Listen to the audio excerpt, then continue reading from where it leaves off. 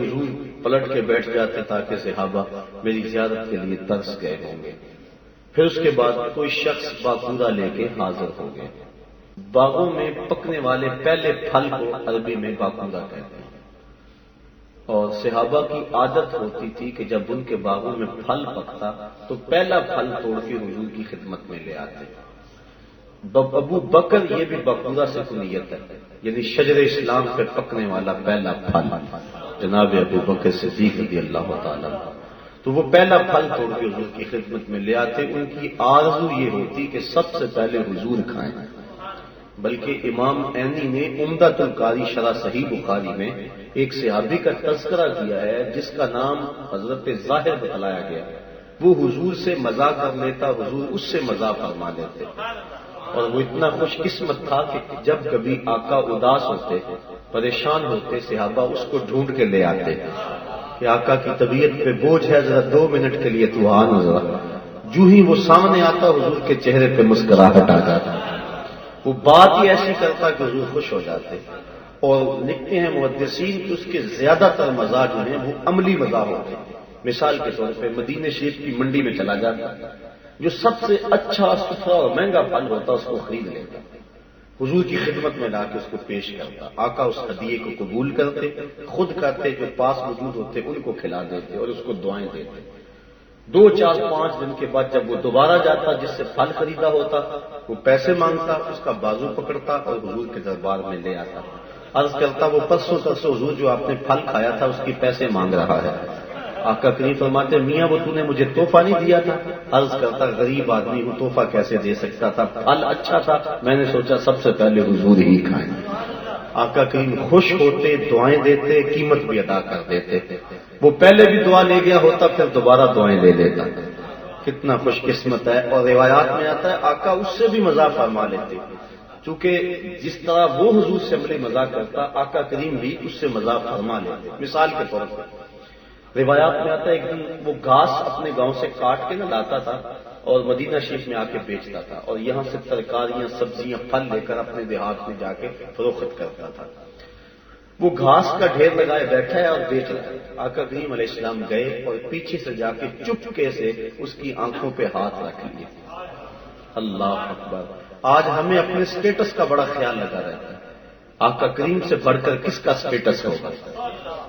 آج حضور تو گلی سے گزرتے ہیں اور بچوں کو کھیلتا ہوا پاتے ہیں تو ان کو کہتے ہیں لائن میں کھڑے ہو جا، اور اپنے ہاتھ پھیلا دیتے ہیں اور کہا جو پہلے میرے سینے سے لگے گا اسے اتنا انعام دوں گا، اور بچے بھڑ کے حضور سے کے سینے سے لگتے ہیں تو بازو سے لپٹتے ہیں۔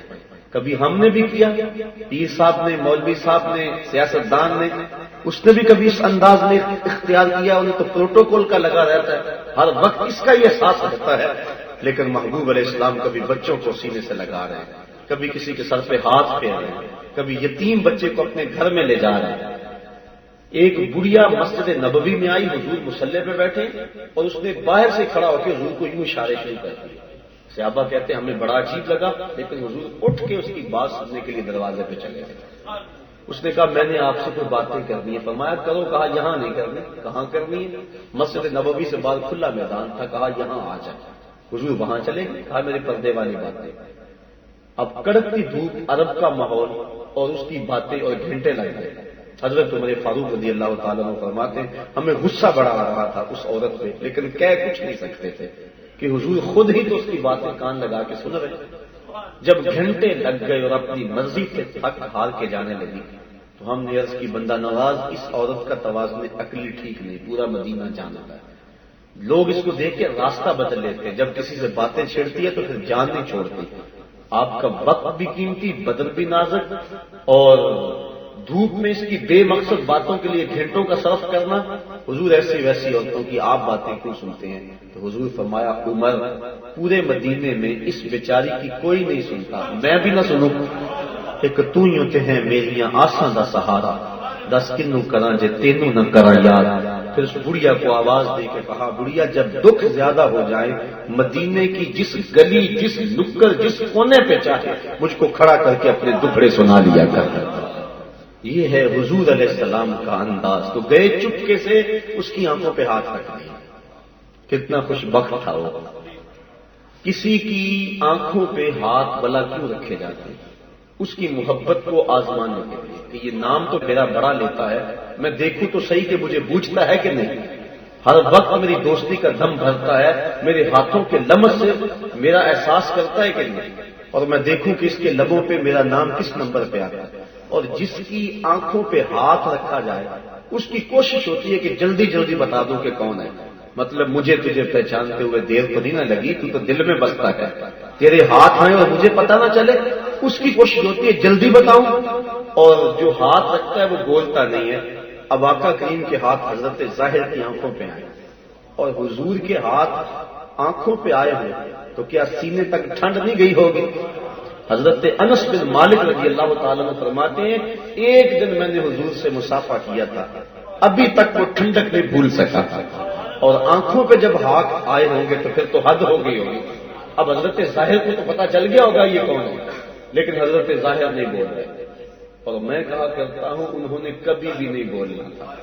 سفنے دے وچ ماہی ملیا تے گل وچ پا لیاں باواں، ڈر دی ماری اکھ نہ کھولا متا پھر بچھڑ نہ جاواں۔ حضرت ظاہر نے بولنا ہی نہیں تھا اور وہ نہیں بول رہے، بلکہ اپنی کمر کو پیچھے کیا، حضور کے سینے سے جوڑا اور یوں رگڑنا شروع کر دیا۔ آقا کریم آنکھیں دبا رہے ہیں بار بار کہ وہ بولے، لیکن وہ نہیں بولتا۔ پھر بالآخر حضور نے کہا اس غلام کو کون خریدے گا؟ تو عرض کی حضور مجھ نکمے کو کس نے خریدنا ہے، میری کیا قیمت ہے؟ فرمایا ظاہر یوں نہ کہو، تم اللہ کے نزدیک بڑے مہنگے ہو، اور تم ہمارے دیہات ہو، ہم تمہارے شہر ہیں۔ تو آقا کریم اس سے یوں انداز محبت فرمایا، تو اس کی کوشش ہوتی کہ جب بھی منڈی میں پھل آتا حضور کی خدمت میں اس کو لے آتا، بعد میں مالک کو بھی لے آتا کہ حضور یہ پیسے مانگا ہے، اور آقا کریم قیمت بھی ادا کرتے۔ تو صحابہ کی یہ کوشش ہوتی کہ ان کے باغوں میں پھل پکتا تو پہلا پھل توڑ کے حضور کی خدمت میں پیش کرتے۔ اب سلام پھیرا، یہ حضرت علی المرتضیٰ کا خواب ہے۔ سلام پھیرا تو کوئی باقورہ لیے کھڑا تھا، آقا کریم نے وصول کیا اور جتنے بھی مسجد نبوی میں نمازی تھے سب کو ایک ایک کھجور عطا کی۔ حضرت علی المرتضیٰ فرماتے ہیں جب میری باری آئی، آقا کریم نے جب مجھے کھجور عطا کی اتنا لطف پایا کہ کبھی بھی کھجور کا اتنا مزہ زندگی میں نہیں آیا تھا۔ میں نے حضور سے دوسری کھجور مانگنا چاہی، لیکن ادب حیا مانے رہا، جب سب کو ایک ایک دی ہے تجھے دو کیوں دیں گے؟ دل چاہتا رہا لیکن مانگ نہ سکا۔ اسی اسنا میں میری آنکھ کھل گئی، جب آنکھ کھلی تو کھجور کا ذائقہ میرے منہ میں موجود تھا۔ اللہ اکبر۔ کہتے ہیں کہ مسجد نبوی میں اذان ہو رہی تھی، میں نے جلدی جلدی وضو بنایا، سنتیں پڑھی اور مسجد نبوی میں پہنچا۔ مصلی پہ حضرت عمر فاروق کھڑے تھے، جو سورتیں رات حضور نے تلاوت کی تھی وہی جناب عمر نے تلاوت کی۔ میں سمجھ گیا میرے رات والے خواب کی تعبیر مل گئی ہے۔ کبھی ایسا ہوتا ہے بندہ رات کو خواب دیکھتا ہے، دن کو تعبیر، جیسے حضرت خزیمہ نے خواب دیکھا اور صبح دوڑے آئے، عرض کی حضور بڑا پریشان کن خواب دیکھا ہے۔ کہا کیا دیکھا ہے؟ کہا انی اسجد علی جبہتی، میں آپ کی پیشانی پہ سجدہ کر رہا ہوں، آپ لیٹے ہوئے ہیں اور پیشانی پہ پیشانی رکھ کے میں سجدہ کر رہا ہوں۔ یہ بڑی پریشانی مجھے ہوئی، عجیب سا خواب آیا۔ فاستجع رسول اللہ صلی اللہ علیہ وسلم فقال صدق رویا کا یا خزیمہ، حضور لیٹ گئے، تو میں خزیمہ باقی باتیں بعد میں ہوں، پہلے خواب کی تعبیر پوری کر لے۔ تو کبھی رات کو خواب، دن کو تعبیر، اور آپ جانتے ہیں کبھی تعبیر تک پہنچنے کے لیے کبھی کنان کے اندھے کنویں میں جانا پڑتا ہے، کبھی مالک ابن زغر کی قید میں پہنچنا پڑتا ہے، کبھی عزیز مصر کے ہاں قید کاٹنی پڑتی ہے، کبھی مصر کے بازاروں میں بکنا پڑتا ہے۔ 40 سال بیت جاتے ہیں، پھر جناب یوسف علیہ السلام بولتے ہیں یا آبات ھذا تاویل رؤیا یا من قبل، میرے باپ یہ ہے میرے خواب کی تعبیر جو میں نے بڑی پہلے دیکھا تھا۔ تعبیر تک پہنچنے کے لیے 40 سال لگ گئے، اور کبھی رات کو خواب دن کو تعبیر۔ کہا میں سمجھ گیا یہ اس قبیل کا خواب ہے کہ رات کو خواب دن کو تعبیر۔ میں جب انہوں نے سلام پھیرا تو پلٹ کے رخ بیٹھے، میرے دل میں اب کھجوریں بھی آئیں گی، اور واقعی کوئی کھجوروں کا ٹوکرا لے کے حاضر ہو گیا۔ پھر انہوں نے بانٹنا شروع کی، میرے تک آئے، مجھے کھجور عطا کی، میں نے منہ میں رکھا، رات والا ذائقہ آ گیا۔ حضور کا تو ادب حیا ماننے تھا، لیکن جناب عمر سے تو میرا دوستانہ تھا۔ میں نے کہا عمر ایک کھجور سے کام نہیں چلے گا، مجھے تو ایک اور دو۔ تو جناب عمر نے معنی خیز نظروں سے دیکھا اور پھر مسکرا کے کہا علی اگر حضور نے دی ہوتی تو میں بھی دے دیتا. تو جس نے حضور کو خواب میں دیکھا اس نے حضور کو ہی دیکھا. اللہ اکبر. یہ مضمون اپنے دامن میں بڑی وسعت رکھتا ہے.